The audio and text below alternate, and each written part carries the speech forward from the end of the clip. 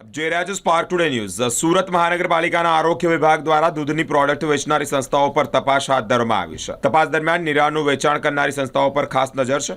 શહેરના અલગ અલગ વિસ્તારોમાં મોટા પાયે ચેકિંગ હાથ ધરાયું છે. નિરાની ક્વોલિટી અંગે ફરિયાદો મળતા જ આરોગ્ય વિભાગ એક્શન મોડમાં છે. તપાસ માટે કુલ નિરાના સેમ્પલ લેવામાં આવ્યા છે. સેમ્પલ લેબોરેટરી તપાસ માટે મોકલવામાં આવશે. તપાસમાં 2 સેમ્પલ ફેલ સાબિત થયા છે.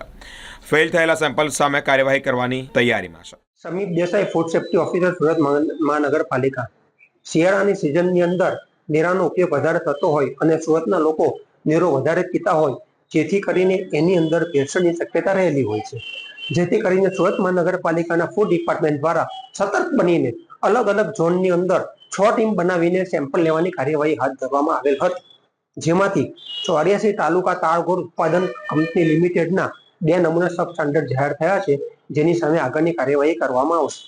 કયા પ્રકારની ગુણવત્તા હતી?